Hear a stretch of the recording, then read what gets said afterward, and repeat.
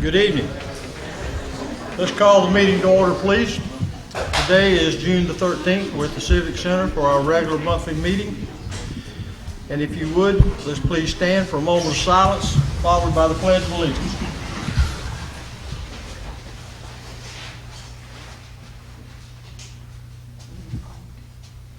Thank you. Pledge allegiance to the flag of the United States of America and to the republic for which it stands, one nation, under God, indivisible, with liberty and justice for all.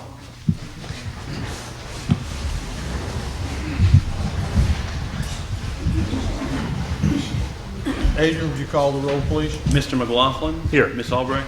Here. Mayor Kathy? Here. Mr. Wallace? Here. Mr. Putnam? Here. Thank you. My comments tonight are brief, but it's how I feel, and I want to share just a moment of, I want to thank the voters, all of the voters who took the time, made the effort to let their voices be heard in this recent election. For those that supported me, I'm grateful, I'm humbled, and quite frankly, I'm excited to be serving as the mayor of the city of Mexico Beach.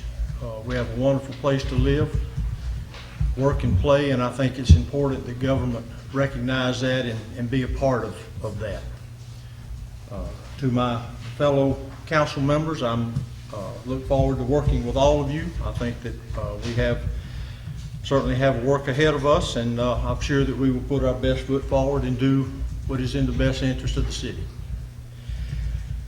I have commented through the years, and it's something that I believe strongly in, and I think I'll start my term off this time with something that I've said before, and I truly believe that our quality of life here should not be for sale. It should not be something that we take for granted. It's not something that we should ever compromise. We have one of the neatest, unique communities to call home,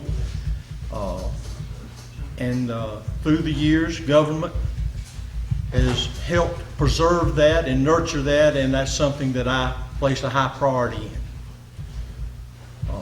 I don't believe that any of us here need to be concerned about growth. I think growth is a natural, it's going to happen. What we have here, people like, and more people are liking it.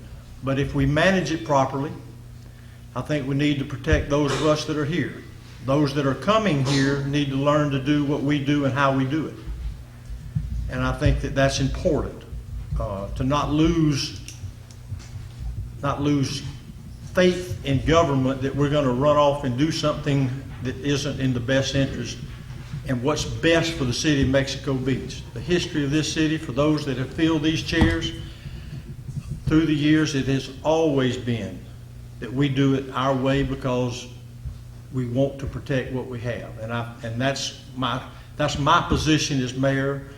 I'm not looking to do anything. I'm not looking to be bigger, taller, more. I just want to preserve what we have, enjoy our quality of life, and make things as laid back and as fun as we can make them, and still do our job. Again, I'm excited to be here.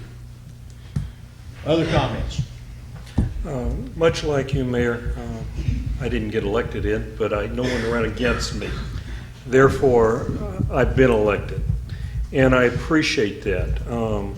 We do have a great quality of life here, and I want to help also preserve. Now, there is a difference, Mr. Mayor, and you and I. You've been here a whole long time, and I haven't. I've been here 10 years. I kind of disagree with you. I think, though, that our new citizens coming in bring more than just their presence. As this city is going to change and grow, our culture will change slightly. And I think it is important to help our new citizens incorporate in to our culture, but at the same time, I think it's very important that we listen to them and we incorporate them into us, because I think the culture should not stagnate and be just here. I think it too needs to grow. I think we've been called on a couple of memos I've seen in the week or so by one of our business citizens as Mayberry on the coast. And not a bad idea, Mr. Mayor. We are a rural city with a lot of good culture, and I want, as in my position, to help that culture stay as best we can as we are. But I think also at the same time look at what's coming in, what's around us, and adjust it if it needs to be, so that we can keep that culture going as long as possible in the future. Thank you. Okay, welcome. It'll be nice working with you, and Thank I'm you. sure the five of us will make a good team and work together on making good decisions for the citizens of Mexico Beach. I agree with Bill that new people bring in new ideas, and we certainly can marry those that have been here for a number of years and those that have new ideas. We don't want to become stagnant, and yet we can still keep our unique town. I do have a question on a memo I received tonight. It talks about leave no trace, and it starts out that we made a couple of adjustments, and I guess I was not aware of the adjustments. Perhaps the other council members were. I was out of town, maybe they tried to contact me, I don't know. And I just wondered, who is we, and how do we make adjustments if the council wasn't notified? So I don't know if we want to address Can that. we address that at leaving the Oh, sure. Other comments? Nope, that's it, thank you.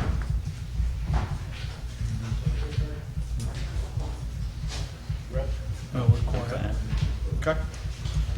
Citizens' comments. Yes, sir.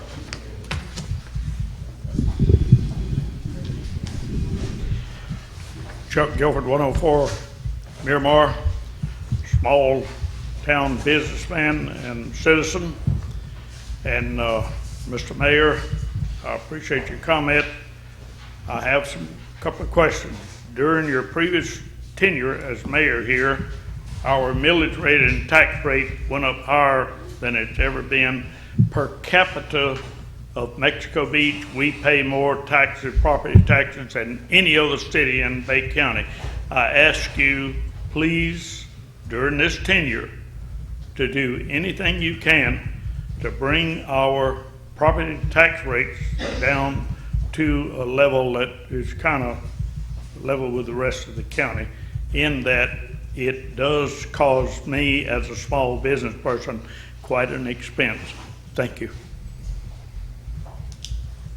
Others? Mayor, will you allow comments about leave no trace when we get to that on the agenda? Thank you. Other citizens' comments? Okay.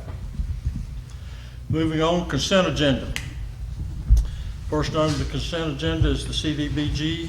At our last meeting, we were given an application list. At that time, there was no disclosures of either business or family relations with any of the applicants in terms of those of us sitting here at the table. Assuming that is still the case, then we will just we will need a motion to adopt the applicant list as presented. So moved. Second. I have a motion and a second. Any comment? Call the roll. Mr. McLaughlin? Yeah. Ms. Albright? Yes. Mayor Catherine? Yes. Mr. Wallace? Yes. Mr. Putnam? Yes. Okay. As far as the CDBG, that's the only requirement, was just to adopt that list, is that correct? That is correct. Next, we have some minutes from May 2nd, May 9th, and May 23rd. Are there any, is there a motion to adopt? So Or moved. accept the minutes? Second. Second, is there any additions or corrections? Is there any opposition to that? Okay.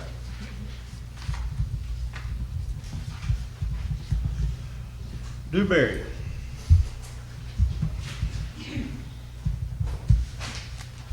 Good evening. Jeff Britton with Dewberry Preble Rish. Just going to run through our current projects real quick, and if y'all have questions on any of them at that time, go ahead and just stop me and we can talk about it as we go through. So, first thing, 2017-2018 FERDAP grant application. The application that we submitted last October made the funded list, but last I heard, the FERDAP grants were not going to be funded this year. So I haven't seen anything in the final budget or heard anything definitive from DEP, but last I heard, there may not be an award of a FERDAP grant this year. DOT sidewalk grants. Our project ranked 5th with the Bay County TPO to be submitted for funding over the next 5-year DOT TAP grant cycle. That's a good thing. So it was submitted, it was chosen and submitted for funding. We haven't heard anything definitive from DOT yet as to telling us how much they are going to be looking to award, or whether or not it'll be phase 1, or I guess phase 2 or phase 3 on the project, but the project itself was submitted for funding. DEP grant, the sand bypass beach restoration system.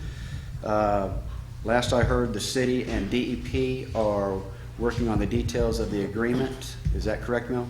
That's correct. We were told that we should receive the agreement sometime by the end of June. Okay. And at that point, we'll circle back, finalize our scope of services with the city, and get started on that project. We'll also be submitting at the beginning of August for an additional grant for the sand bypass system, and that could be something that could be used for additional hauls of sand at the tail end of the current grant. So hauling sand via truck from the canal area down to the critically eroded beach area. Alternate water source project. The area was scheduled to be cleared and prepped for drilling to begin next week. That was scheduled to happen this week. I don't know if they were able to get out there and do it because of the weather. But that's where that project's at. DEP is up to date on progress there. Canal improvements. Jeff, excuse me. Yes, sir. Under alternate water source, Yes, sir. are we talking shallow well, deep well? Just give me a little. Okay. The project itself is for an alternate water source for the city in the event of some kind of disaster where Bay County couldn't provide service to the city, or a connection to Port St. Joe wasn't available either. The depths we're looking at are 600 to 800 feet. And right now we're doing a test well on the north side of town on the Wallace pump distribution site to see how the water quality is there. So we should know more in a few months as to whether or not that'll be a viable well site for us. Okay, gotcha. Thank you. Sure. The canal improvements. The contractor is beyond his period of performance in the contract. That ended on 5/29. The city has sent a letter over to the contractor notifying them that the contract is beyond its service life, and that the city is looking to pursue LDs. I don't know if we received a response yet from the contractor. I do know that they're trying to get done with the work out there, and the target date that I heard was middle of next week for substantial completion on their part. Now, what that would mean would be from when they're deemed substantially complete back to the May 29th date, the city could pursue liquidated damages for that period. So, any questions on that? Okay. Let's see. City Hall at Municipal Park. Of course, City Hall is complete.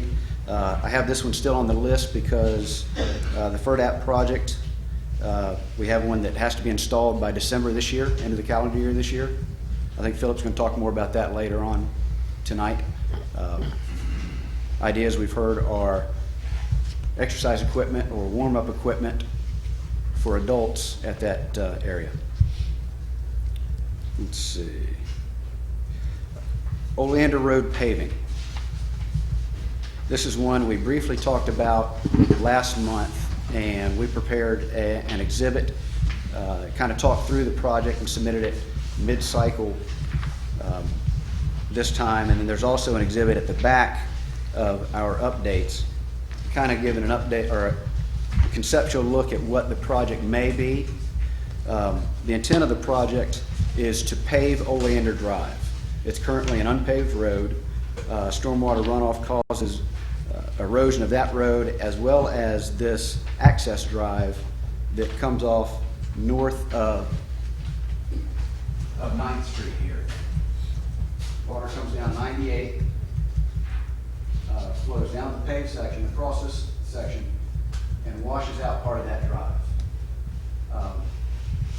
What the city's trying to do, in addition to paving this road, is capture this stormwater and get it around that so we won't continue to have erosion problems here or through these lots.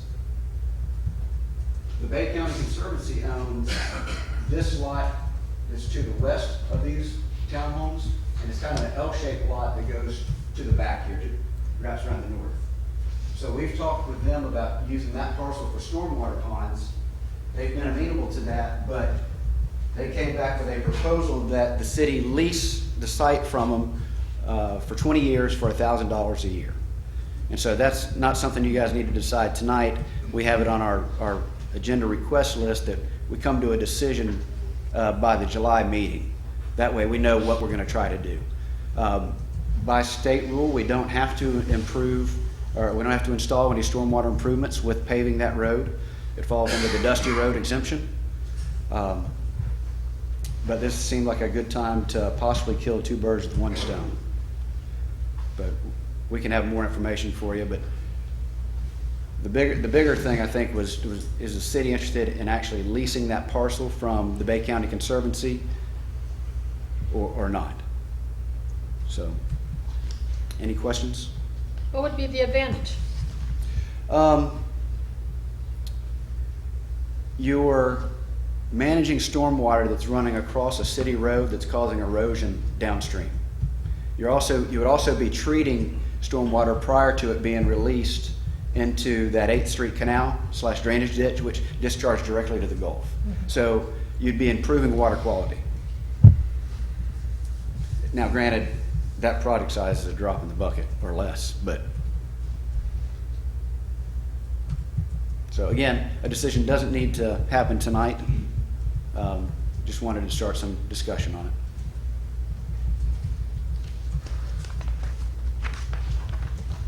Is there a discussion on that? Has there been, I guess, maybe No, would be. there has not. Not really.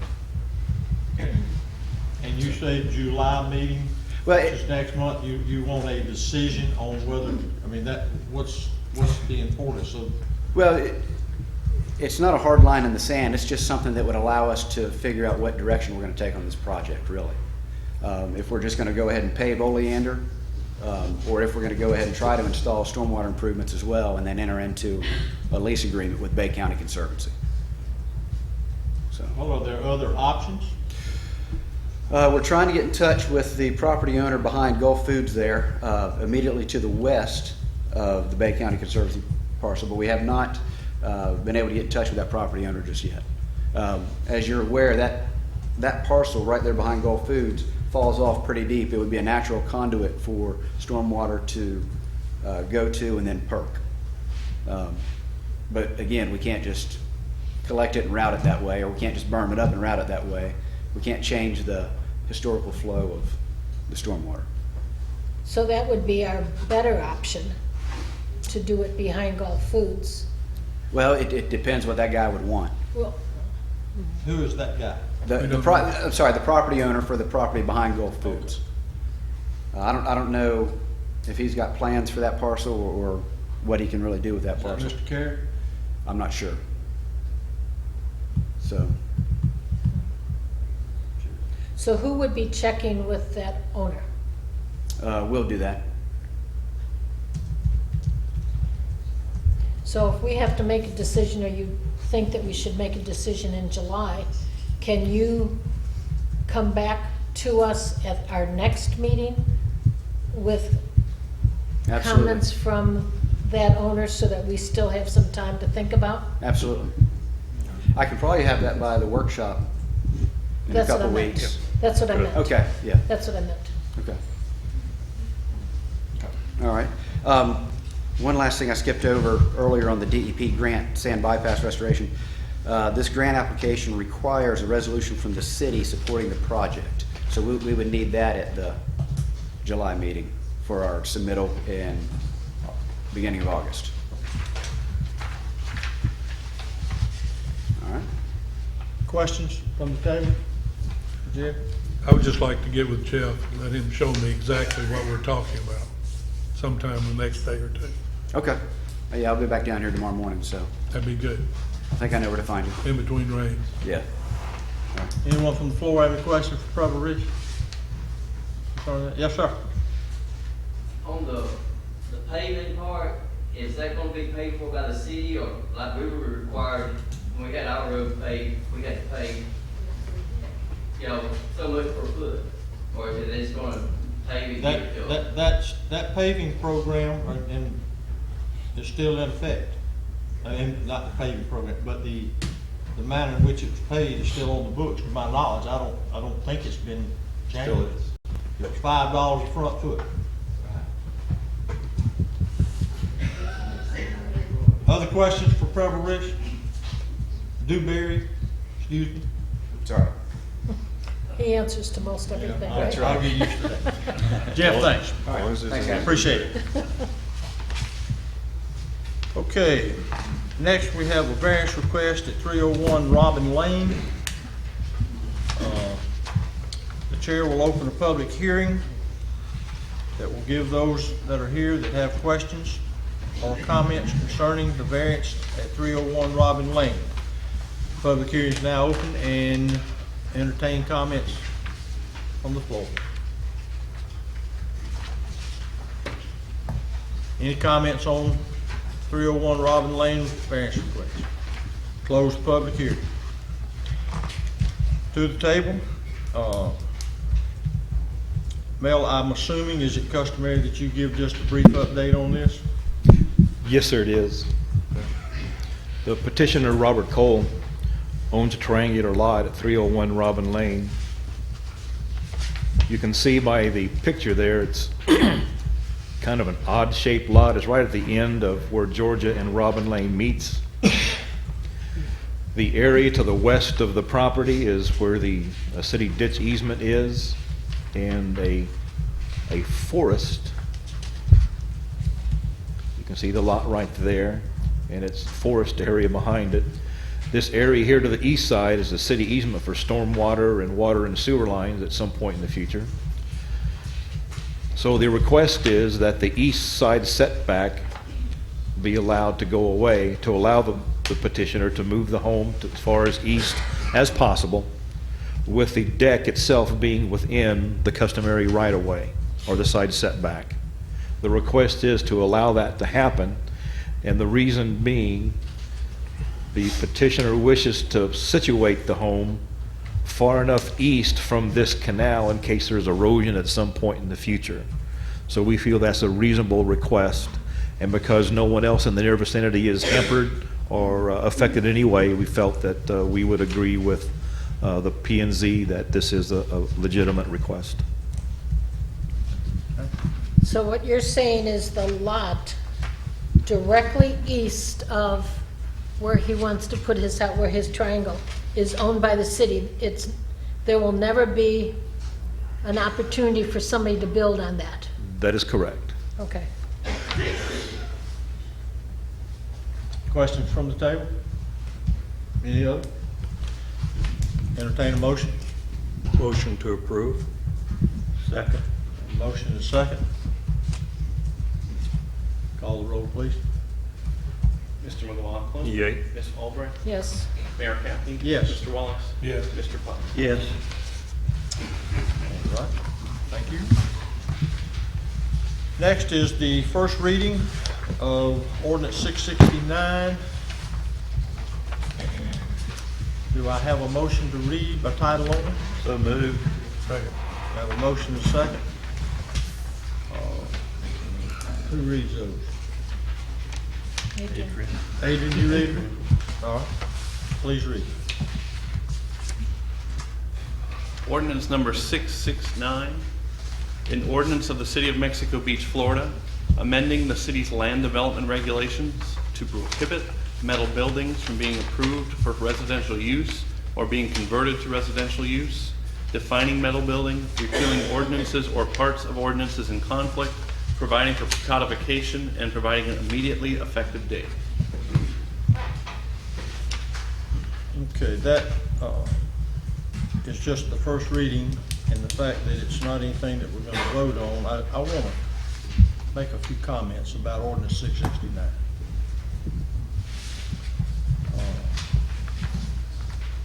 If you will notice in the ordinance,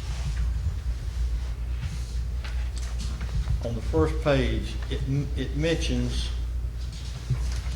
in clarification the last three items, objective 1.4, 1.4.1, and 1.2.3. It references the future land use element of the city's comprehensive plan. And the reason I'm questioning the need for this, if you will read that section, it quotes from the comp plan, and it clearly states that the city shall restrict proposed development which is inconsistent with the character of the community. And the reason I raise this is that it is my opinion that we dropped the ball here when we approved this, and that those that are responsible for handling residential development orders, that the language was here to question whether or not that was something that should have been approved. And the reason I raise that question is that in the future, I mean, the building's there, it's been done, and we can't go back and change that, but we need to be diligent with what's already on the books when we approve something like that. Mr. Administrator? Yes, sir. Thank you. I'd like to make a comment. I agree that it's there, but I think in clarity for our future, as we may change building departments, as others who change, and as you get older and retire, as I get older and retire, we may not, without clarity of certain situations, our city may face similar circumstance again. I don't have an objection. I'm the one that brought it up, so I know I wouldn't have an objection from that standpoint. But still, I think this is just, again, a safety measure to make sure that we don't have issues. My point was simply that it's there. Yeah, it is. I agree. So Wish it had been adhered to. Yeah, that's my point. Yeah, okay. That's my point. Okay. Next on the agenda, any other comments? Next on the agenda is second reading of ordinance 667.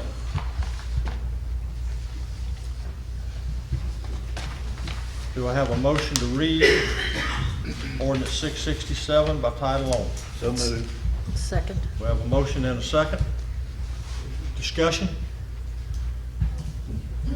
Anyone have any comments about that? Besides me? Okay. Well, I think I have, because I also brought this up in a letter. I think it evidently came back from Mel to most of us. I read the ordinance on that pertains to vendors, and I had quite a few areas that I just didn't understand and had to ask for clarification on. Again, not a conflict at all here. It's just that I want our ordinances to be clear and very plain, that anyone could read them, like me, and understand exactly what it means. And I think there were several areas that I did not understand and seemed to be in conflict with each other. So I think, am I not speaking? It's not just me that can't. I'm sorry. Thought I had it in front of me. I'm very concerned that we look at our ordinances as they come up. If they're unclear, not necessarily change them, to be something that they're not, but change them to be clear, so we, regardless whether it's someone that's been here 10 years, 20 years, 30 years, or someone in our community that has just moved here for the past 3 days, they can understand what they mean. So I think this is a good chance to stop things right now, take a look at these ordinances and clear them up. Well, let me just say, I fully recognize that this is my first meeting. I'm the new face at this table, and I recognize that. But I also recognize that we budgeted $54,000 for attorney's fees. And when we say we want to clear them up, that's not my, in raising these questions, I'm simply trying to look at where the issues are and why we're spending the kind of money that we're spending to, quote, clear them up. And I want to clarify my comments by reading what is written on this paper. Okay. And this is by our attorney. And it says that historically there have been few businesses that operate on the sandy beach in the city. And that the city has reviewed requests for such operations on a case-by-case basis, with the city council making determination for new businesses or locations pursuant to the approval processes described in the city's occupational license or peddler's license. Those ordinances provide for a discretionary review of applications by the city council. I think that is exactly what our job is, to decide who does business in our town. And then it says that the existence of those review processes, the city's past actions, and the city's comprehensive plan show that the city has consistently intended to allow limited business activity on the sandy beach. When he references the ordinances that are on the books, and the reason I raised the question, because I'm not aware of any issues. I've never known of a sandy beach activity where there has been an issue. I've never heard of one. And the ordinance is clear that if you look at what we have done historically, and I don't mean just with me, I'm talking about for close to 20 years. It describes what is required to operate a sandy beach business. So when he writes this, and he uses and he gives us that criteria, it seems to me that it's, or at least I'm unclear, why is it necessary to change something that I don't know. I'm open to understand why, but if you read what he said in one of the last statements, the rights of businesses operating on the sandy beach relative to the rights of the public have become contentious issues in nearby communities. Well, have there been contentious issues in Mexico Beach? No. Okay. But I think that we have to prepare them. The ordinance that I looked at was the peddler's ordinance, and I don't have my letter in front of me, but basically the first paragraph in it where it indicates that anyone who wants a peddler license first has to get permission, From the business From the owner. business. That's Well, it doesn't say actually business owner, I don't think. Maybe it does. But even so, that made me scratch my head, because the beach, except in one case that I'm aware of, isn't owned by businesses. It's owned by the city. Now, it didn't say adjacent to, which I'm guessing that's what it was. Again, I'm trying to look at it as if I have just recently come in the community, or I'm from another city and I want to open up a vendor setup. It doesn't say that it is adjacent, it just says permission. Well, you know, who do you get your permission from before you go to the city and ask permission again? It does say then that there are two areas and two zoning areas that have, are the only places that vendors can be. Except again, our beaches are public beaches except for the ones that are zoned for conservation. They're not zoned this. Again, maybe it's the intent to put adjacent in there. If it is, let's correct these things so that if I'm a vendor that's wanting to come in from Alabama or whatever and is not familiar with our city, that they can read our ordinances online, which is the best place we can go to now. And they're clear. As far as $54,000, you're right, that's a big setup for our legal setup. But I'd rather spend $54,000 and get the opinion of a lawyer of what is best for our city and our citizens than spend $200,000 through our insurance company because we didn't make correct decisions.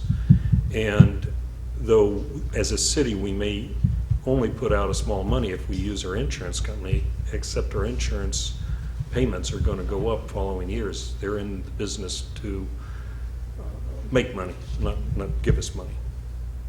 So I'm sorry, different opinions. No, that's Not why I trying to asked, fight with you, are there Mr. Mayor. issues that I don't know? That's all, that's why I asked. Yeah, And your I'm not answer trying is to no, fight. there is none. So when we go to this extent to, I'm trying to understand. Yeah. So, Just that's all. clarity for us all. Not a problem. Other comments? Okay, we have a motion. Mayor? Yes. Can I ask What? a question? Yeah, please come forward. You may. Can I get it? Talk loud, can I? No, you can come forward.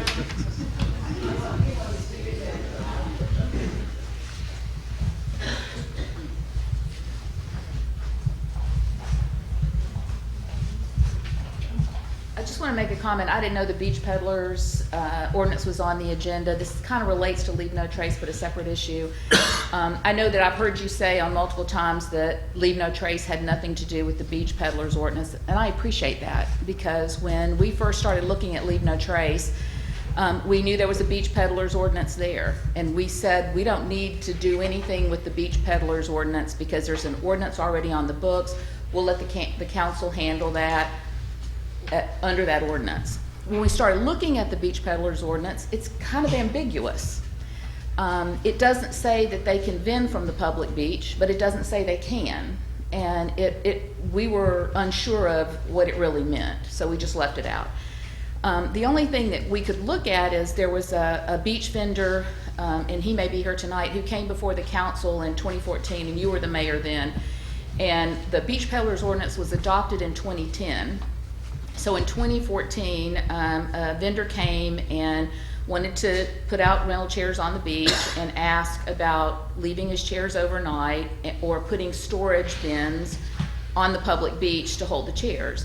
And he was told by the council that no, beach peddlers can't leave their stuff on the public beach. And the discussion centered around the beach vendor at the LGov. And the answer from the council at that time was that the LGov, all that storage was on the private beach behind the annex. And that vendor was denied the ability to put their storage boxes on the beach.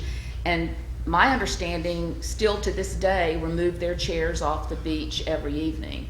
So I do think that there's some value in looking at that ordinance and making it more clear and saying what you want the beach vendors to do and not do. Either they can or they can't, and you have to fairly enforce it. But when it comes to the public beach, the training that I've had when I sat in the chair that Jerry was sitting in is that when you talk about public land, if it doesn't say you can, you can't.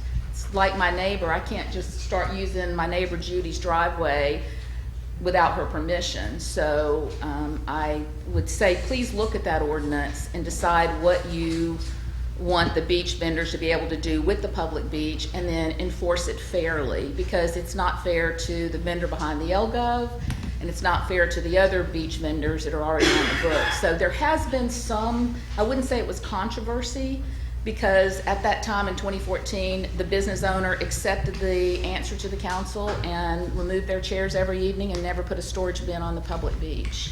Thank you.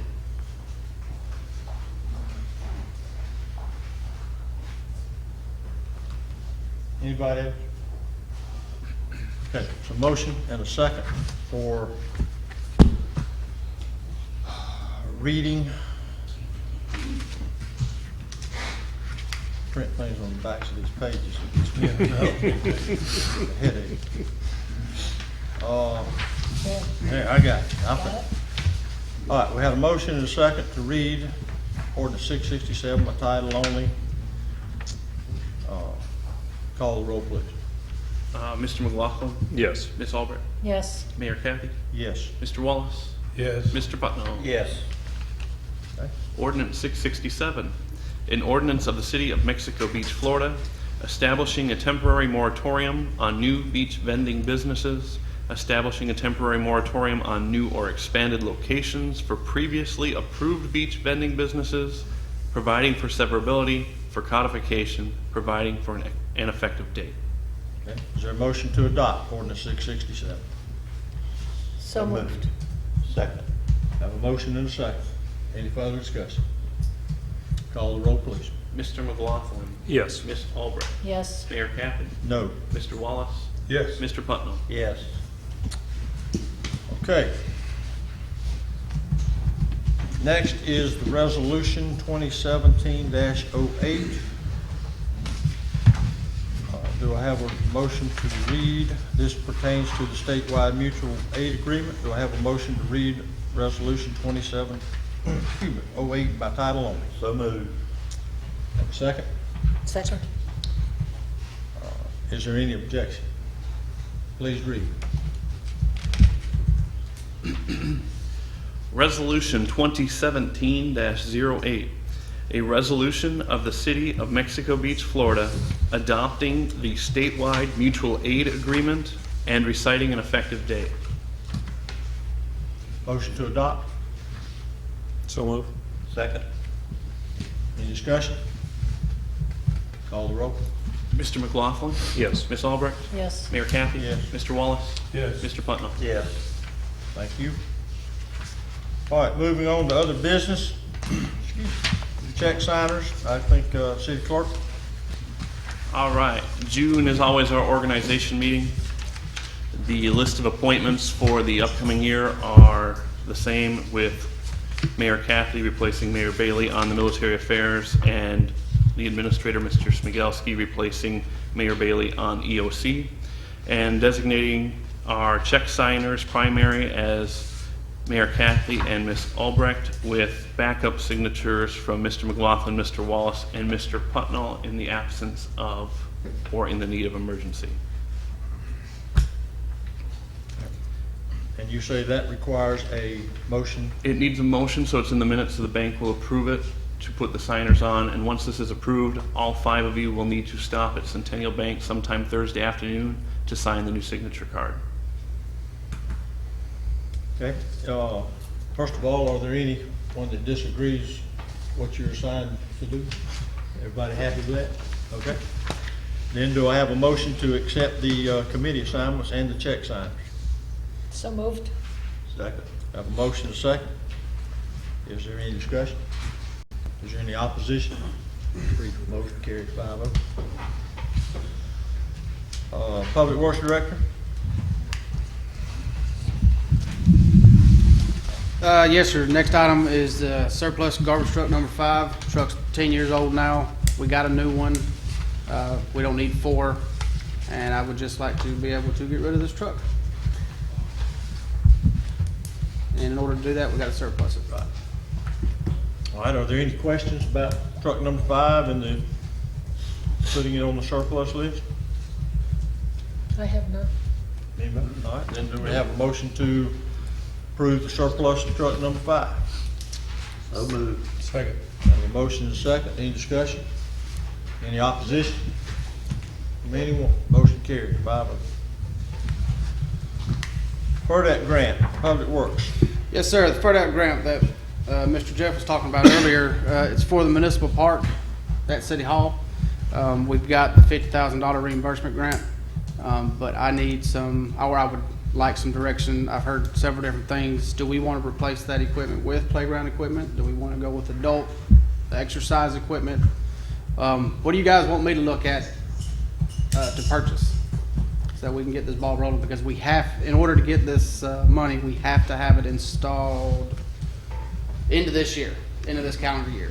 Is our playground equipment that we have there in good working order? Negative. Negative. Well, I think we need to go with children playground equipment. The community's used to having some there, so I think that we need to have some child playground equipment. But if we have any money left over, I would love to have even one piece of the adult playground equipment. It looks fascinating, and I think that would be a welcome addition. Okay, if, I guess if y'all would like, I'll put some different samples together of playground equipment and get it to y'all for the next meeting. Will that have some costs associated with it also? It'll have, yes, sir, it'll have the cost of everything. I'll let it, Children and adult? yes, Not volume, but quality. Yeah. Yes, sir. quality, for sure. yeah. For sure. Well, that's good because I didn't realize how $50,000, expensive. That's right. I was Yeah, gonna say that's a big number if you just say it fast, but in playground equipment, it's not gonna Yeah. go you. Yes, sir. Goes out the window.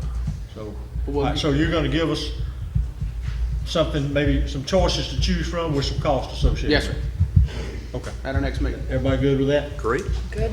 Okay. All right, leave no trace. Mayor, I like the way we do that. Okay. You sure you want that one? Yeah, I think it's time. Before we get into leave no trace, Mayor, I want to comment that I fully understand the ordinance. I've been asked, I can't tell you how many times, that I was gonna show up here tonight and I was gonna just like sign something and it was gonna go away. Two things. I totally respect the voters and what they said they wanted to do. I've read the ordinance, as I'm sure everyone has multiple times. I understand what it says. We started out on the 21st of February when the voters approved it, and it's been close to 90 days now that we are in excess of 90 days. And there was this, I believe it was called a town hall meeting that was scheduled, and everyone was talked about things that we maybe should do, could do, would do, can't do, I don't know. And I put it on here because I think it's time that if there are tweaks to the ordinance that is in what's the best interest for the city of Mexico Beach, but yet maintains the spirit of the ordinance, I think it's time that this council speak our opinions about what it is that we want to amend so that you, the public, can say what you think about what it is that we're thinking that we want to do. I think it is obvious that there have been some choices made by government in the enforcement of that has caused considerable issues. That cannot be denied. All of us have seen the letters that came in just recently about our choice, and I want to go ahead and address, if you don't mind, your comment from the beginning of the meeting. Sure. There was a memo put out. Is that memo simply for us at this table? I mean, is it part of any kind of packet out there? It is not part of a packet because it came out this afternoon, but I did provide it for the screen. Okay. So the best that they have in front of me is what they can read up there? Right, and if you Okay. want me to read it, I certainly can. Yeah, please read that. Just a moment, please. If you will exercise some patience, we will handle this in a very civil manner. For those of you, just give us a chance. please. Okay? Thank you. Please read. Yes, Your Honor. We've made a couple of adjustments in the way we deal with picking up items under the Leave No Trace ordinance. Contentious interactions with the public has been evident when we, number one, take items on the beach. The public shows up while we are still on the beach, and we don't give the items back.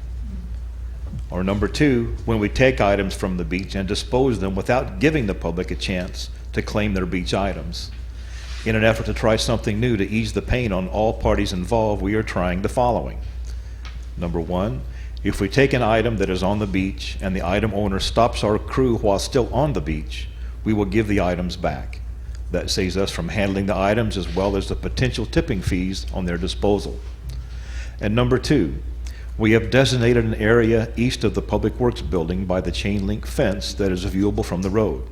We will attempt to keep items for a couple of days, but that is if the space allows. Members of the public can contact our office or Philip and describe the items taken, and we will escort them to the storage area and let them retrieve the items. We will not be responsible if items are broken or missing. Weekend items can be retrieved on Monday. So far, the public's reaction has been positive. Okay, now to address Council Albright's, who is we? And that may be some of what you're thinking, who is we? I went 6 weeks ago, give or take. I asked the city administrator to supply me information about public meetings where Leave No Trace was discussed and action was taken by council. He sent me, I'm going to say 4 or 5 meeting dates of which I watched. During those meetings, there was never a motion made, there was never a second given, there was never a vote taken that described how the city would handle Leave No Trace. And I want to repeat that.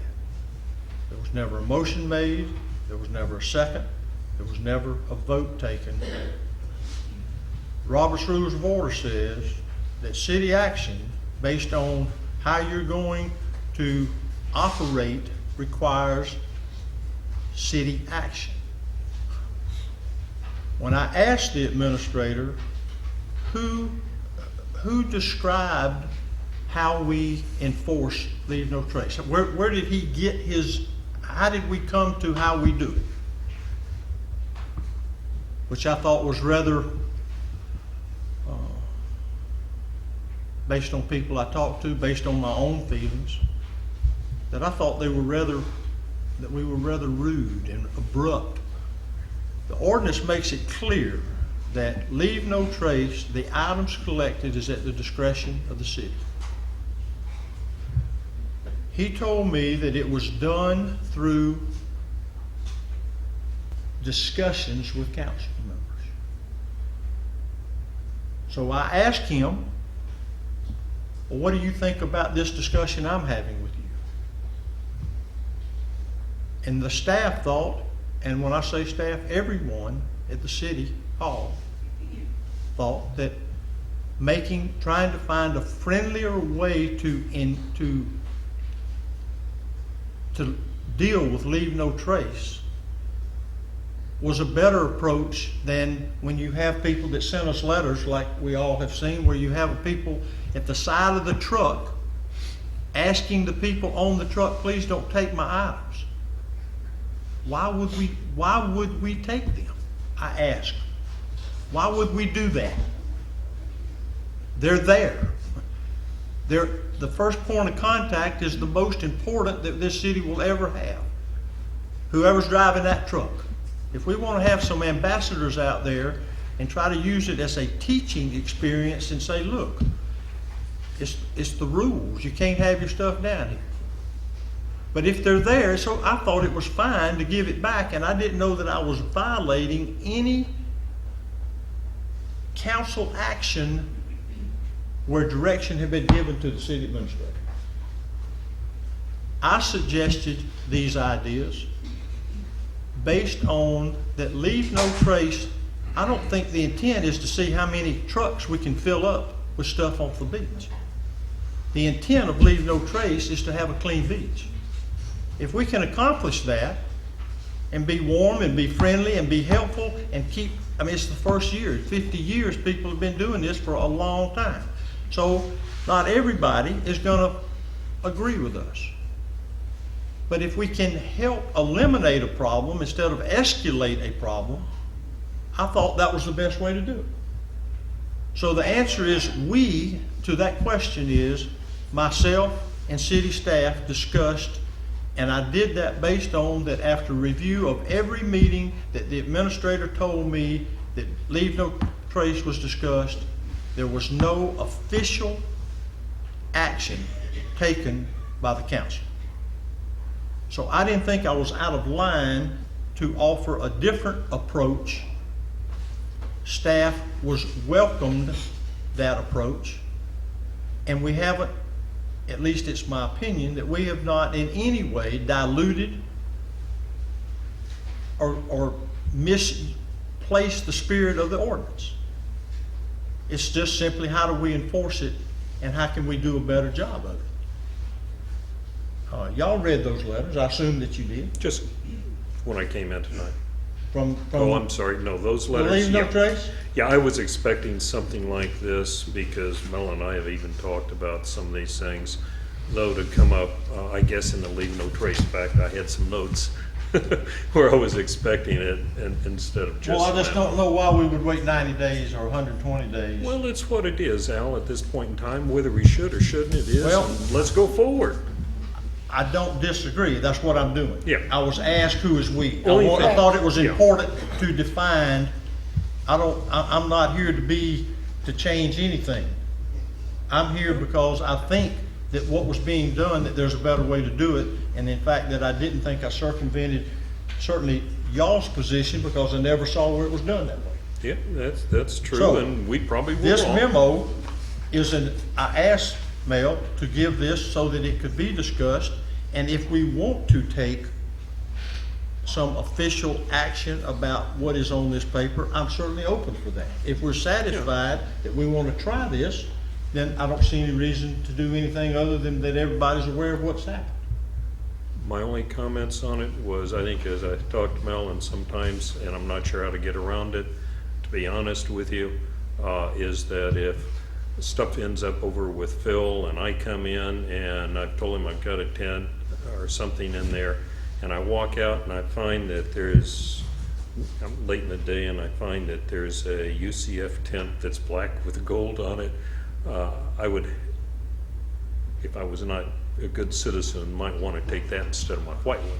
I don't know how we can get around to keep things from like that from happening, but I totally agree that within a short period of time, we should give our beach citizens the ability to capture some of their items back. And certainly, if our people are out, or even, and I think it should go so far as the people that we have doing it, not just Phil's guys, but if they're out there and I'm collecting in front of your house and you walk out and say, wait a minute, you know, I just put that out, I'm here, then I have a right then, or pardon me, you have a right to get that back from Phil or the vendor that we have doing this. I agree, it's a smart thing to do. I don't disagree that these could be pluses. I was just concerned when it said, we made a couple of adjustments, and I'm thinking, who is we? Well, maybe we should have said Okay? Al and staff. Who is we, you know? However, I agree with you that Leave No Trace has only been in existence for a little bit over 3 months. Nobody likes, I shouldn't say that, many people do not like change. It's difficult. And yes, I did get the letter, but I also got a number of letters that said, bravo, get everything off, you know, leave it the way it is written.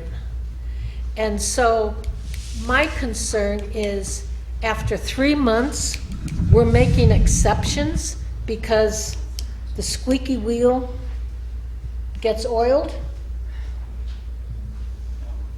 Whereas, Well, excuse me, but please define what. okay, well, the people that, the one person or the one family that's really went around to everybody and called everybody and wrote the letter, they let everybody know on council, and not everybody, but many council members and staff, CDC, the realtors, that they were upset. There were many people that said, oops, I made a mistake. Sorry, I'll learn from it next time. And they moved on. So my concern was that why are we making exceptions within 3 months? I would rather see it go the season, then sit back and say, okay, how can we make this better? These were the problems. Let's make it better. That's just the way I operate. Finish it for a season and then go back and do whatever you need to do, rather than changing in midstream. So you're opposed to this? No, I didn't. I said what the suggestions are. Yeah, actually, I think that the items should be saved, and fire department should have a garage sale come October and sell all this stuff and put that money towards whatever we need. But no, I agree that I don't have a problem with this. I just didn't like the way it was handled. What do you mean? What do you mean by that?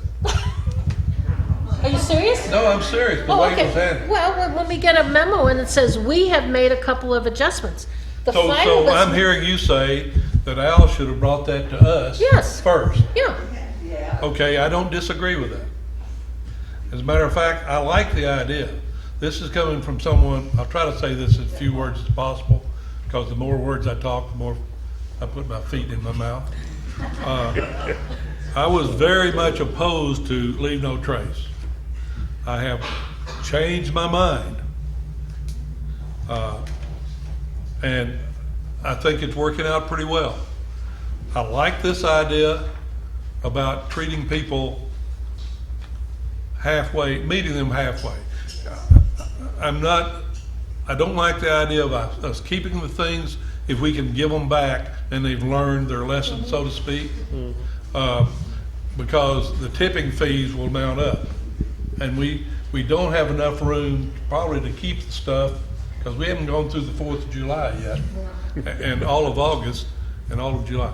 So we don't know how much of this we're going to have come together. But I do think the few people that I've talked about, I have talked with, that one guy had $200 and something worth of tent removed and didn't get it back. Well, you know, supposedly the word is out to everybody, but I say, let's do this thing here like this and let things roll as they're going. And there's something to be said about let's get through a season and see what happens. So, did I make any sense with that? Not as much as I make. It is. No sense. Rex, you got any comments? Now, it's kind of it's a slippery slope to me in that it says leave no trace. I mean, I've dealt with public, when we started it, they took the tents and they moved them behind the dunes, and they just I just wonder, where do we go a block before we let them stop us? Do they get the word out and they start looking at binoculars and run down or whatever? I don't know. I think it's like the ordinance itself. I think it's something we're going to have to try. It may take 90 days before we'll know for sure, but I think we have to stick our hand out. I don't know that we have a policeman can stop me going 50. And if he looks at my record and I don't have a record and I'm nice or whatever, he may give me a warning or whatever. I don't know if we have the personnel. I don't know if the people in Panama City, they do it every day. If they can handle it, I don't know that we could, if I were having to do it, I would be more tend to just say, here, your stuff. I don't want controversy or trouble. Well, let me, the reality, if you read those folks' letter that you say that called CDC and they were upset and they just didn't learn, did you read their letter? Yes. Okay. So they were on the sandy beach with their stuff. They had their stuff on the sandy They beach. were, but they were there. Well, if They they were were there, why standing did, beside Not their the- They, stuff. no, they came Not out, when he they called. came out When he after we talked had to me, had he pulled. wasn't. But before they left there, the owners were there.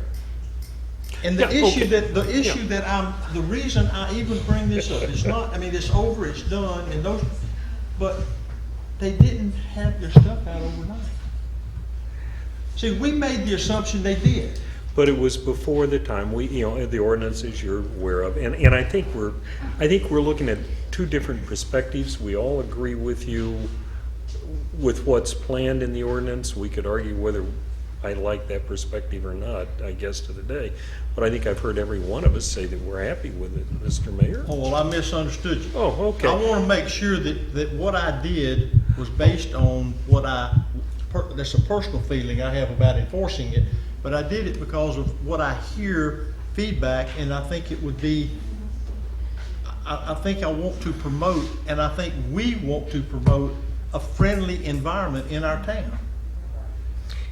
We do. I personally just wish that you would have brought it to the council and said, hey, this is my idea. All right, and I prefaced You know? what I did based on the action, I saw that there was no action taken. So I could ask you, who came up with these ideas? Where can I read in the minutes of the meetings that this is what we said we were gonna do? And I think, Nobody, but, I'm just asking then, if we want to, there is none. no, there isn't, but that, Well, to me, that doesn't mean that you can't say, this is my idea. What do you think? I've already talked to the staff. They're all for it. What does the council think? Rather than just assuming that we'll jump on the bandwagon. and I think you made a So- good point that we probably weren't doing it right. Right. We should have, and Well, yes, talk to our city employees, but as a council, said what we wanted and how we wanted it, and maybe voted on it, but, yeah, there this is is some all. protocol this- issues that should have been handled differently, but I'm Yeah. not here to debate that. Okay. I'm not trying to live in Well- yesterday. I'm trying to do based on that we promote ourselves as a family-friendly place to come and visit. Well, let's And move to on. just ride down the beach and act like, well, we're gonna take your stuff and not have any care when there were options, I thought that was the best thing to do. Okay. So in order to move on into the discussion of leave no trace, other than that I've been properly scolded, is this good enough? If you feel you have. Okay. All right. Now, at the last meeting. Absolutely. Come on up. I'm not a public commenter, but my name is Mike Verner. I live on Circle Drive. And when you're reading, I too favor Leave No Trace, because before Leave No Trace, my wife and I would walk the beach. We'd pick up trash cans full of trash. And now the beaches are beautiful. And also, I've pulled everything out of before Leave No Trace, I pulled tents out of the ocean, I pulled umbrellas out of the ocean, I pulled children. So I do value it. But my point is, with your changes, I have no problem with people getting their items back. The other paragraph where you said, if I'm here, you can't take it, I think in a lot of ways that's right, but I think you gotta be more specific with it. Because I could see people setting up their multiple tents, and I have my trash I throw in the sand right here. And what I'm gonna do is every morning, I'm gonna come out at 6 o'clock with my donuts and coffee, and I'm gonna sit on my chair and say, I'm here, you can't pick it up. So I don't have a problem with somebody coming out saying, hey, I'm just setting it up now, and them not taking that. But I think that it has to be clear that it's not for people who leave it overnight and then rush out in the morning to sit on a chair and say, I'm here, you can't take it. Thank you for listening. I agree. Yep. We're not slow learners. If the same people doing leave no trace, which I have suggested to staff that we use people that are familiar with the beach instead of just then you know, same guys there for 4 days in a row, 6 o'clock, something like that. Right. Okay. But point well made. Others? Yes, ma'am. My name is Betty Harder, and it appears to me in just listening that there are two problems here.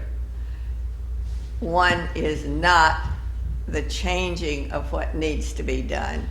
It was the way the change was made by not a consensus, that it wasn't discussed. It doesn't appear to me that what's being recommended anyone is disagreeing with that. It's just that the way it was handled without a discussion with the people involved, the council involved. Thank you. Come on, anybody else? Thank you. All right. Back at the last meeting, I mentioned to the council that I thought that if we were going to make any adjustments to Leave No Trace, that it would be in the best interest for us to come with our ideas based on that we've had 100 days now to listen to them. That was what was proposed back, I think, on the 18th of April, to have a meeting and everybody. Well, obviously that didn't happen. And if you look at the ordinance, and that was the agreement that we left that meeting with, that You're right. this table would come and say, what do we want to do, if anything, and what amendments or and start the process for amending Leave No Trace. Full well recognizing that we're very limited to what can be amended. I had 2 amendments, or 2 suggestions. And so if you don't mind, I'll go first. Feel free to. The first one I had was the time. I think that 7 to 7 causes problems. I think that 9 p.m. to 7 a.m. allows people to enjoy the beach, and if they do leave and to go eat or do whatever they want to do and still come back and have a chance to enjoy the beach up until 9 o'clock. It's daylight, it stays daylight till 9. There's many people that in the summer that come with their kids, play on the beach, go home, take them home, eat supper, come back, talk to the chief, or talk to staff. We've had calls where somebody has reported there's a tent that's after 7 o'clock. There's 2 hours of daylight left. So I think that 9 o'clock p.m. makes more sense when you're dealing with family-oriented beach, and allow people to use it, and not people call and say, hey, nobody's in the tent. It's after 7 o'clock. That's awful early. So I think 9 o'clock p.m. makes more sense to me. That's my first one. The second one is the vendor exemption. That was discussed, and I'll tell you why I think that. Under the ordinance that we have gone by here for years, the requirements for a beach vendor required an existing business in a commercially zoned area with an active business license to, if you would, support a beach vendor operating behind their business. So that was the first requirement. Then those folks, if they got support from the beach, and by the way, there's only 4 of those in Mexico Beach that exist. Toucans, Driftwood, El Governor, and Buena Vista. Those are the only Gulf Front active business, commercial businesses that have beach access directly behind their business. 4. Then they come to the city council and they approach us and say, here's what I'm planning to do, and what do you think about it? And the council gives their blessing or not. It depends on what it is they're wanting to do. And they're issued a business license. If you think about commercialization, this town has never wanted heavy commercialization. Never. Matter of fact, you don't see many new businesses at all because it's difficult to find a piece of property, and it's just, you don't see them. Think about when you drive through town, how many new business buildings do you see? Hardly any. We have spent, through a lawsuit, we paid an attorney. Our attorney told us that the best solution was to offer a vendor exemption. Why did he do that? Because the judge said that there's issues. I don't see why we want to continue to spend our tax dollars when in Mexico Beach, in a family-oriented city, to have family-oriented beach activities, and they can only be in 4 places if you go by what's on the books. I would think we could manage that. I'm not aware of any problems through the years. I'm not aware of anyone that has complained or that the business is being run shoddy or poorly or they're endangering someone. They have been good. The one that is currently in operation has been a great Samaritan for our community. Offers to help us any way we can if we have boating issues or people have close to shore or need assistance. That's well documented. That's not anything I'm just making. So I think a vendor exemption does 2 things. I think it supports the type of town we are and the type of activities we want, and it limits the commercial activity. And I will briefly speak to the lady that spoke earlier about, Ms. Castro spoke about a few years back. We followed the rules, and the person that wants to do that wanted to drive up and down our beach and collect their stuff, their chair and their umbrella. We've never allowed that. That's not what it says you can do. We don't want commercialized beach, open. So it was restricted by the way that ordinance was written to places that already had commercial business license. And it was done in the spirit of having family activities for a family beach. So I think a vendor exemption is very much in line if we identify, which I think has already been identified, but if we need to clarify it, I'm fine with that. But I think that a vendor exemption does 2 things. One, it stops the meter on the attorney fees, for one, which is rapid and ongoing, and he told us that. That's what he said. Second of all, it's conducive to having a community when you're on the Gulf of Mexico, to having some activities that are family oriented. So those are my 2 that I am suggesting that we start. And remember the process for amending an ordinance. I think that's important. If we have a consensus and a vote and approval to start the amendment process, we have tonight, we have a first reading in July, and we have a second reading in August. So there is over 60 days of people. We have telephones, we have emails, we have public hearings. There is ample opportunity for those of you who want to have your say, but I think it's important that we define if we want to make any amendments so you'll know how to talk to us. We're not trying to change the spirit of the ordinance. We want a clean beach. I don't think that's ever been in question. So, others, I'll leave, those are my 2. Okay, I'll start if you want. Okay. Like I mentioned earlier, Al, probably the differences we'll have is not what we want to do, but maybe in our perspectives of how we look at things and how we want to get there. I'm going to comment, if I can, also on one of yours, if you don't mind, because it goes with what I would like to see done. You can comment on Thank you, anything sir. you want. As I indicated once before, I'm a newbie here. I've only been here 10 years. I also have expressed, as others have from time to time, that sitting up here is different from sitting out there.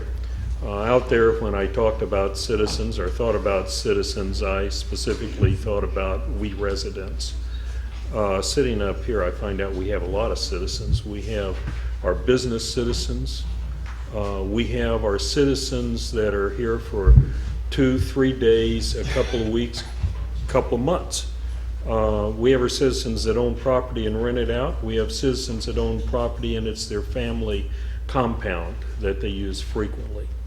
As far as that goes to the leave no trace, I am very, very much, as a member up here, want to be and intend to be supportive of our business community. But as an exemption to leave no trace, I think when we do that, we're banning some of our other citizens, our citizens that live here. They can't get exemptions. We talk about making adjustments to leave no trace to meet some needs. The vendors that's being talked about for beach vending is a great vendor. Can't say anything bad. At the same time, if we give exemption there, we have other businesses that we probably are not going to just give exemptions to, and we're opening a box, a Pandora's box, giving exemptions. What I would like to do in this reference is not to give an exemption, but I think it's, again, looking forward, looking at all these citizens. Our problems are not going to be you and I, that I think vendors may reach. It may be our citizens that come from Atlanta and Jacksonville, those places that we go and then are thanking God when we come back to our own city, because it's so much different that we want to keep it. I would recommend, instead of an exemption, is at the same time we would look at the ordinance for vendors for the beach, to outline and speak to them, ask for their help, plus our citizens and other business people, to change the ordinance to basically describe what they do, the insurances, the risks that they may be taking or not taking, and put those in such a way so that we're not bothering them, that other potential vendors in the future will look at it and again be clear what they are expected as a vendor in Mexico Beach to do, but also ask them for some changes of what they can do for us, because I would like for them, without hurting their businesses, to also be supportive of leave no trace, that we can have not an exemption, but support and then go to regulations when we need to work with our vendors and the others as we're going to our citizens. Not a support of there. I am a support of time change as long as it doesn't do anything that's going to cost our city any more money. I think we have time to do any changes we need to without legal costs, because we are in a period where they say we can't do anything with the individuals that are, we've been incurring legal expenses for. Again, I don't have a problem incurring legal expenses if we can make clarity in what we're doing. How to handle, we've already dealt with a memo, was on my list, how to handle people that we picked their product up with. So I'm going to go from there. I think we do have some citizens, and I would agree, that have contacted us that are due to age, medical, or whatever, that have just a hard time removing and putting things out daily. And I think then I would ask that we take a look at that and see if there's a reasonable way that we can accommodate our citizens that are going to be here, that don't have anyone to help them take furniture or take tents out to the beach, that they can be left up overnight for maybe a specific period, short terms. But so I guess other than the two of time, which I agree with, as long as it doesn't cost us more money, I would add then looking at something for citizens that just have medical problems getting stuff out and bringing it back in. Right now, I'll pass it. Okay. I have no problem with changing the time, whether it's sunset to 7 a.m. or 9 p.m. to 7 a.m. I don't have a problem with that, particularly since we're not picking it up until daylight to save the cost of having a certified Turtle Patrol person with us. Exempting the businesses, I'm not in favor of that because we have never kept, and I understand that what the lawyer said, and so that business, I think, is we have to amend that so that we don't cause any more legal fees. However, overall, we've never said we wanted to stop the business because people don't use the chairs from 7 p.m. basically to 7 a.m. We just asked to remove the chairs just like every other citizen. They used to do it years ago.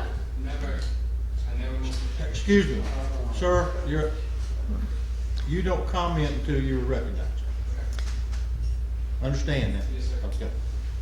So, other than that one business, if we ever get any businesses, I don't think we should exempt any businesses. Their chairs, if they're too heavy, they can get the lighter ones if that's what they choose to do. That's their choice. I don't think that we have a right to say you have to have a certain type of chair, whatever they want to do. I do like the idea that Bill mentioned. I'm not so sure that we can do that right now, but I think at the end of this season, come up with an idea for the handicap so that they can leave their chair out or a tent, but we have to have some guidelines of handicap so that we don't have 100 people claiming that they have handicap situation when they don't. But other than that, that's it. Gary, Rex, whatever. Go ahead. Everything, Rex? Yeah, I mean, the people that responded to me, and there's been a good many, are weary of a vendor exemption, and that even, and I'll say there's only two places, Toucans and Driftwood, that might do that. They just don't want to see that. I mean, when the Leave No Trace came about, just those words, leave no trace, I knew exactly what it meant. And I've been in business. If those words would have come to me, then I would have gone somewhere and found out what I needed to do, how could I make it better. And I'm sorry we're even having to discuss it now, that this should have been handled months ago, that we tried our best to stay out of it, and here we are right in the middle of it. I just think, the people that I've talked to and that have sent me things, they're afraid of not only the two that are available, but what could be in the future that if we allow that here, we'll have to deal with it 5 years from now, 2 years from now, whatever. I don't know. It's been, who knows what'll happen when, but that's my 2 cents. You don't want to miss out, do you? The only thing I would suggest in the crowd here is when people are talking and shaking their head, we've got an opportunity for you to get up and talk, and we'd like for your input. Not just the people that have email, and keep that busy, because we all get enough of that. Not too much. I read every one. I've got not much of a life to begin with, so I read every email I get. I think I like the idea of the memo. I have never been in the way of the individuals that had the existing businesses, because around that area, if you remember, was always neat and clean anyway. I've never been opposed to them just pushing it back out of the way and keeping the thing clean there, and then bringing it back out the next day. We have, what, 4 people, 4 different things on the beach that have worked very well for everybody. Nobody's complained to me about any of these. So I don't see any problem with that. I still like the idea of the city council or the city people having something to say about the businesses that may or may not be allowed on the beach in the future. I do agree with the mayor. I like it the way it is. And I think, you know, when I first moved here from Clearwater, I'm thinking, gee whiz, I've got to go to Panama City to get this or get that. But now I kind of like it that way. And maybe it's because I'm 10 years older, I don't know. But I like the way things are, and we have people that come to this city for the first time and talk to me because I see them at the coffee shops and different places, and they love the attitude of the people that live here and the pace. So I think as long as this council's here, we're going to be very careful about any businesses that are allowed to come on the beach, period. Now, are we getting to legal problems? Well, maybe, I don't know. But we haven't for several years now. So, like I said before, I was against leave no trace. I didn't like the words leave no trace. I like somebody stomping on me with a boot, you know, leave no trace. But I wish there was a better way to say that. But I do have to agree that the beach looks much better than it has. I've been living here for 10 or 12 years, been coming up here for 22 years, and looks better than it ever has. And so I like the idea of existing in this community with as little government as possible. And I just think that the majority of the people that live here feel the same way. And I'm sorry to say that I get comments mostly from the very same people all the time. And I would like to see different people come out of the woodwork and let us know what you think. It's very important because, well, the silent majority, you've heard that all your life. And we would like to have your input on everything. And I don't know. I don't know where I go from here, other than I kind of like it the way it is. I like the idea of seeing how things go through the season, and we don't really know how this is going to work till we get through July and August. And so we've already got that set out. We've got the money set aside to make that work. So I don't see much need to change things. Hang on just a second. I'm trying to digest all of that. Is there, let's just take the time first. Sure. Is there enough of us that want to change the time? Yeah, I think it's That's okay. with me. It's fine. I mean, and when I say time, is 9 p.m. to 7 a.m., is that the time that is that an agreeable, do you think that would? I think that you would think work. that would get 3 votes? I think so. Okay. All right, the vendor exemption didn't seem to go too well. So, the vendor exemption didn't seem to go so well. So, I'm not for it. You're not for With- that, and Bill's not With the for it? exception of the lawsuit right now that we have, I'm not talking about that person, that business, because we've already talked about what we would be doing, amending. So, but I'm talking about any other But you do know that's what he recommended. That was To to a- going right. forward, it was not necessary, at least, again, perception. My perception was it wasn't necessarily the whole thing. But the memo doesn't come into account because it doesn't amend the ordinance as such. No. No, there's nothing about that that changes. So if there is, on this side, the vendor exemption is not something that y'all are comfortable with? I am. Okay, again, Al, it wasn't that I'm against the exemption. What I'm for would be an amendment to leave no trace sayings, see the vendor regulations. In other words, put in what we want a vendor to do, working with our vendors now, so new vendors could see if they came in, to say that that's where we're going to say, hey, if you have big, I don't like your wooden chairs. I'm sorry, it's nothing against you, but because all 4 of us or 5 of us didn't like the wooden chairs, saying, okay, you've got till January or something to switch chairs, but move them up to the wall. We expect the vendors to do something to in respect to acknowledging leave no trace and working with it. An exemption, no, but helping them that we don't hurt their businesses by going to the regulations and putting in there what we need in there for one that's doing chairs, one that's doing tents, or the various things.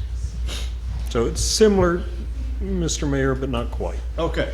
I'm going to open the floor up to those that want to comment, and maybe y'all can decipher what's been said up here. I can't. Yes, Connie, I saw it. Come on. Oh, okay. Well, now that we're through here, we'll get there. Connie Reisinger, 504 Maryland. I want to talk to you about the articles that are taken off the beach. I go turtle patrol, and I don't know how it was doing in the very beginning, but I know that right now there's hardly anything left on that beach, and we go before they come to pick up the things. I'm out there like at 5:15. About 3 weeks ago, when I was driving on the beach, there was a tent, there was some chairs stacked under it, and there was a lot of children's toys in a bag there. Going on down the beach a little further, there was 2 brand new chairs sitting there. I'm wondering how those people felt when they came back. And I felt really bad for the family, because obviously they have little children. They came down here, they're going to have a fun day at the beach. And they come down there and everything's, in their mind, was stolen. Where is all the things?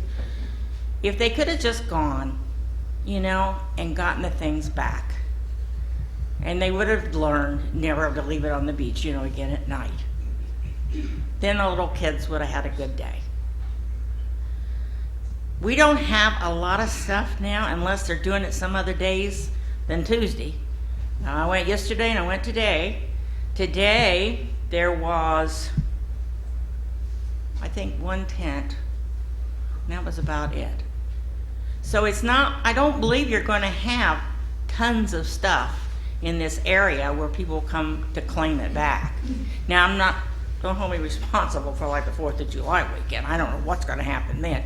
But I'm saying on a regular day-to-day basis, I would really, really like to see the things left for at least 48 hours so that people could come and get their things back. Yes, ma'am. Thank you.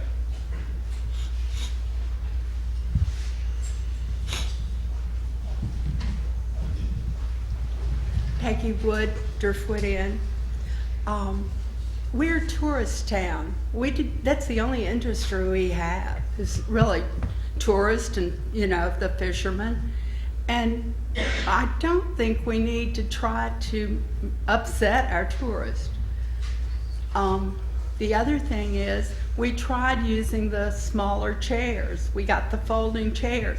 You put a 400-pound man in the folding chair, he's going to be on the ground. We had that happen twice this year when we went to the smaller chairs.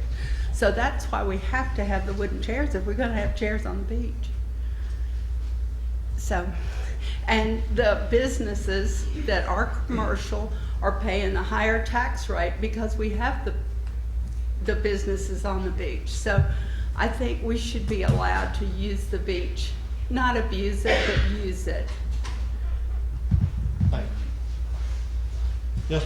Yes, ma'am. Just see that, there you go.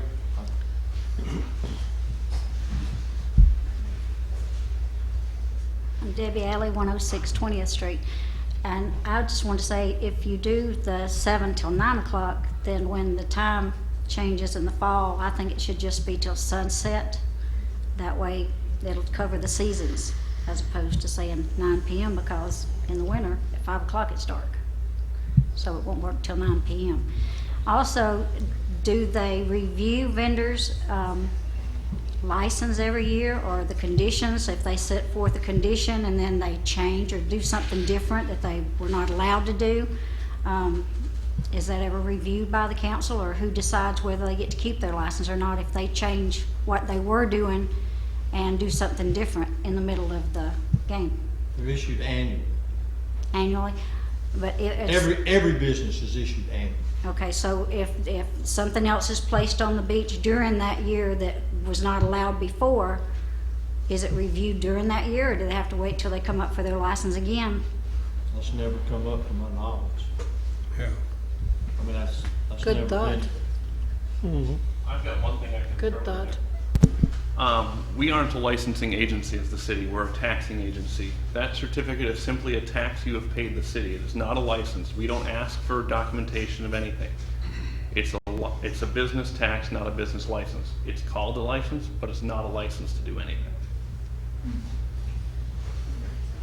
Well, let me clarify that now. Let me clarify that. We regulate the businesses that are allowed to operate in the city. We don't just at random, well, we're fixing to do that with marijuana. We're fixing to do that if somebody want to put a strip club up, if somebody want to do, have a honky tonk somewhere. We do have regulations that are required to be followed in order to get the tax permit certificate. Some specific ones would be the food trucks and trailers. We don't allow them, so they can't get a business occupation license tax paid. Another one would be the beachfront businesses have to come before the council. But other than that, if you want to open, I don't know, I'm trying to think. If you, a VRBO, we don't do anything. Well, I mean, I'm a little hesitant the way you said that. The impression there's criteria that goes with where you can put a business. zoning wise, yeah. Yeah. So there's. But that's when not. you say that we don't, I just disagree that we don't. But the have license, an oversight of what's going on business wise in our town. correct. But annually, we're not reviewing anything. If you've had it, we're Well, giving it. that's not sort of what you said, though. You sort of let it believe that we don't check anything, what we do. Okay. Well, think about it. Are you saying that, if the hardware store became a pharmacy, you check that? I couldn't do. What would I check there? It's Well, I'd have to come, I mean, you would issue it, but it would have gone through a screening process to change, right? Help me here. Well, there's a vehicle by which a business can be acquired by another person and then just switches over. But I think what Adrian's trying to say is there's really very little criteria for the normal business license. But you're correct also in that there are certain businesses by ordinances that we don't allow. Yeah. Right, that's all I was trying to get at, that we oversee our businesses in terms of what's allowed here. Correct. That's all I'm trying to Yes, get. but that certificate of paper does not mean anything to you that you get every year from me. It means you paid your tax, period. Why can't we table this for the next meeting? Okay. We just did. Okay, good. All right, I saw another hand. Yes, sir. Just sort of, no one's up there, just come on. Ron Atkinson, High Tide Beach Service. You're the one you referenced a while ago, driving up and down the beach, and that's not exactly what I asked to do, Mayor. But what I would like to get the council to do is to clarify where you can run a four-wheeler on the beach. What I asked the chief of police, according to 72301, if the chief of police says it's okay to run a four-wheeler from one place to the other on the beach to do your beach business, then that's okay. But I've always heard that it was behind the business or on a private beach. So is it public beach or private beach? And to address your memo, there's a couple things. I'm on the beach every day. The word's out there now that if you're a vendor from out of town, you can bring your stuff in and you tell your clients that if they're down there in the morning at 6 o'clock or between 6 and 7, when the guys go through and it's attended, then you can leave it on the beach, no problem. And if that continues, that's going to get out to the regular public that it's okay to leave your tent down there. And in a year, you'll be back right where you were with people going down there at 6 o'clock or 6:30 to man their stuff, because they already know what time they go through. But I just like to be treated equitably because I'm on the beach every day, and we do carry our stuff off the beach. We've always done that. I believe in no trace from the beginning, that you take your stuff off the beach before there was an ordinance. But I just like to know where it's okay to run a four-wheeler on the beach. The police run a four-wheeler up and down the beach, and that's in public service. That's okay. That's good. But where's public and where's private? That's all. Thank you. If I could clarify the council action from March 14th of 2014, Mr. Atkinson came before the city council and said to the council he did not require a four-wheeler on the beach, and under that response, the board did approve it at that time. So it was approved with the understanding he would not be having one on the beach.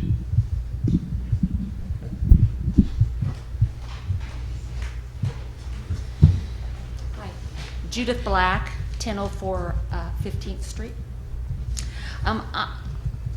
I think of Leave No Trace as not something that needs to be changed. I mean, Leave No Trace is what it is. Worldwide, when you say Leave No Trace, people usually know what that means.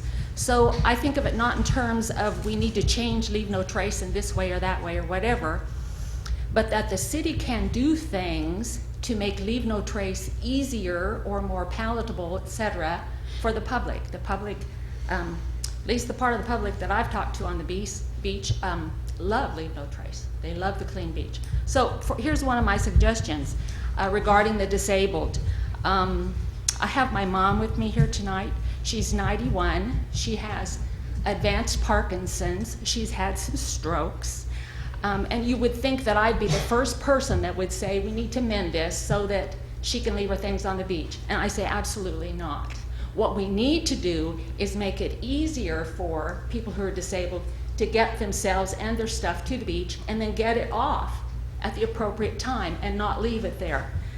For instance, there is something called a Moby mat that you roll out across the sand at the end of a walkway.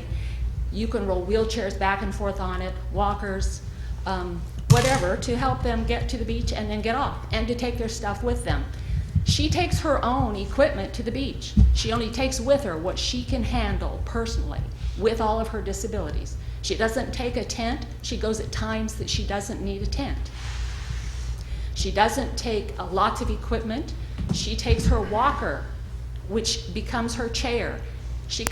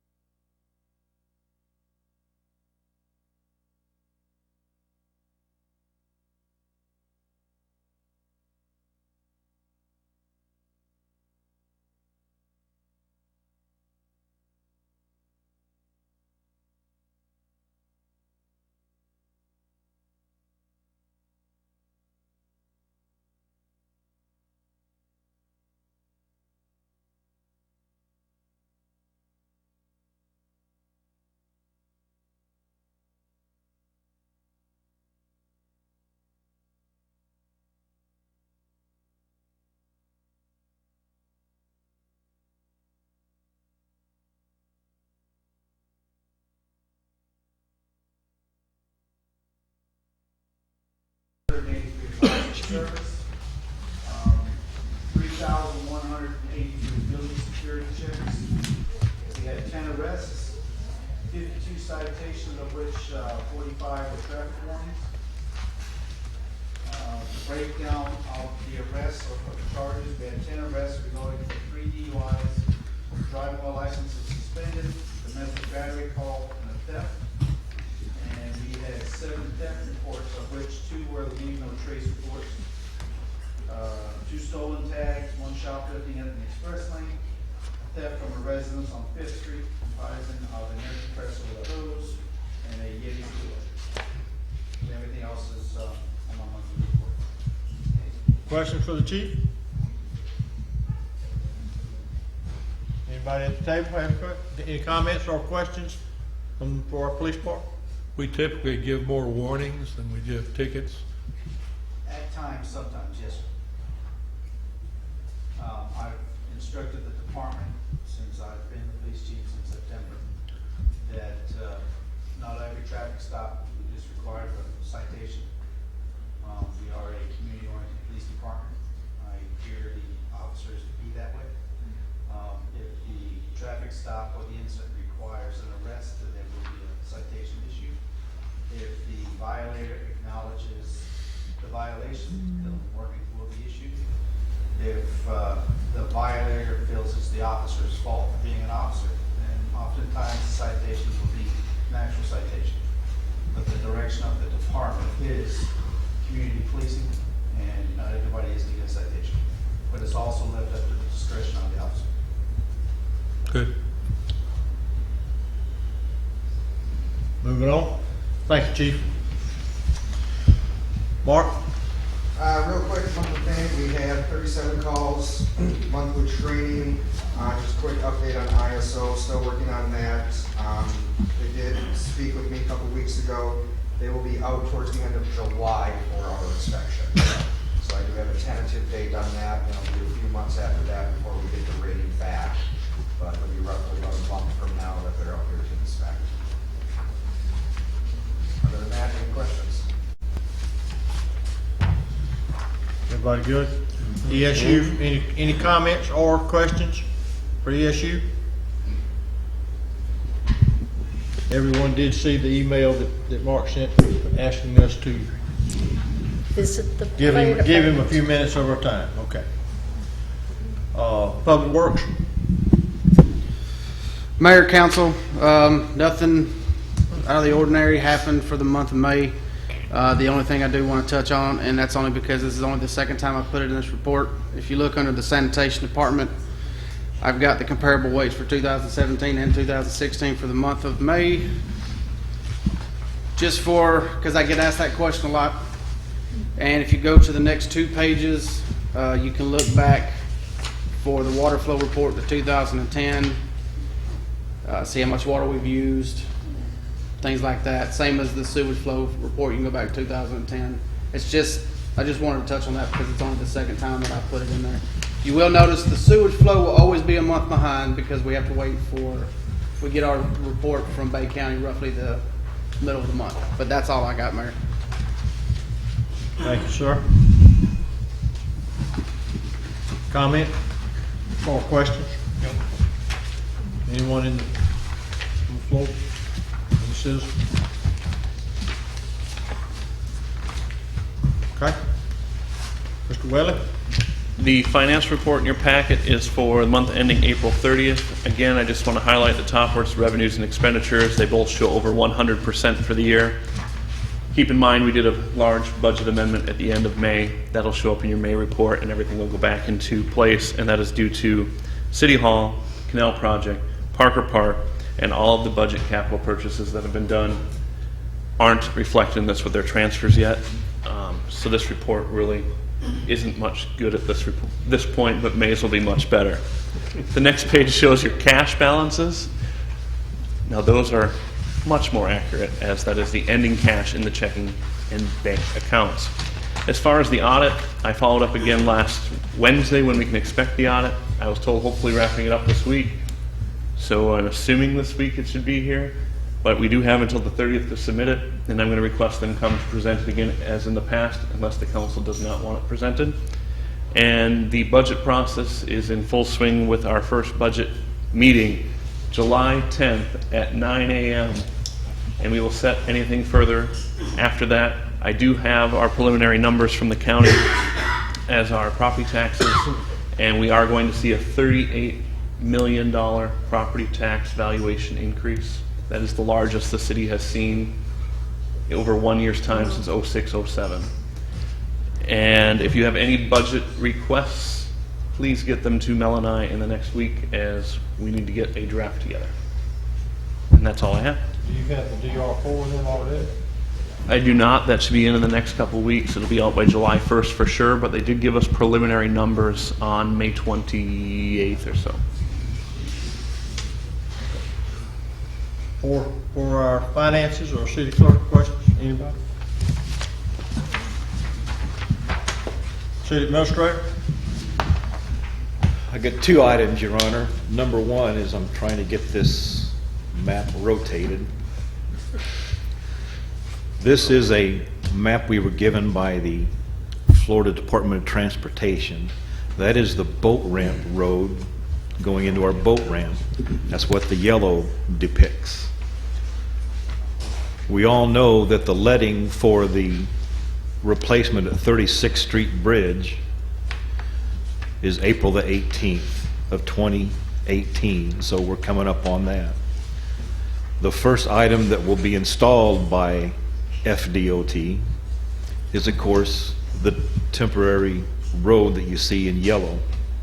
It will be 2 lanes. It will take us all the way from Highway 98 all the way to the area where it enters 44th Street, just north of the bridge. The large area there in that curvy area is a detention pond to handle all of the stormwater runoff issues that is there due to that road. The other areas that you see in different colors, the blue and the purple and the green, you can't see the green very well. That might be a little better. That is not property that DOT wishes to acquire, but they're going to rent for a period of 5 years. In other words, that's for staging of equipment, some overflow of some of their paraphernalia they need to take care of the construction of this bridge.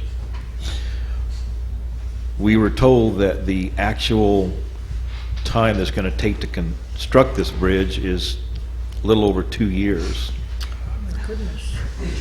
Did So, you say 2? 2 years. It's a 4-lane You bridge. gotta be kidding me. Oh, Are they serious? It's what we were told on Tuesday. I'm sorry, Monday. oh my word. But keep in mind, this is not going to cost the city a penny except for getting some of our utilities out of the way. So it could be a lot worse because it's going to be well over $1 million project and it's not costing us a thing. At one time they were talking about when the project is finished that temporary road would be taken up. We had requested and they have agreed that they're going to leave that road in its form. I think that will be a long-term benefit to the city to have a nice paved road into the boat ramp, but also will be a long-term solution just in case there's an emergency at that 36th Street Bridge in the future. It will be gated off so that normal traffic cannot use it once the project is done, but it can only be opened in case of an emergency. That's all for that. The other item I wanted to talk about is that next Tuesday night we do not have a city council meeting, but it is our State of the City meeting that staff is putting on. It will be at 5 o'clock, not 6 o'clock like most of our meetings. We want to try to get an early start because we anticipate questions from the public. We are going to be going over just exactly what our city staff does, how it's done, who does it, why, how, when, and where. and also ask for input from the public in case there's any things they want us to consider for the upcoming budget season in July. That's all I have, Your Honor. Where will that be? Right here. Questions? Anybody? 2 years. Okay, I have, let's see, where are we? Is that the end of the, any announcement? I just have one question, and that's on the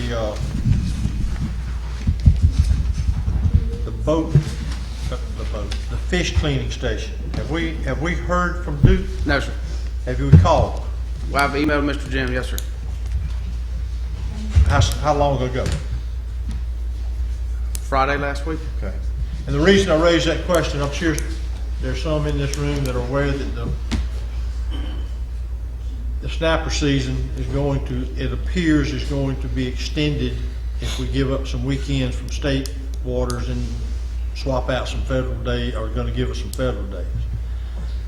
And we know what happened last Monday after the 3-day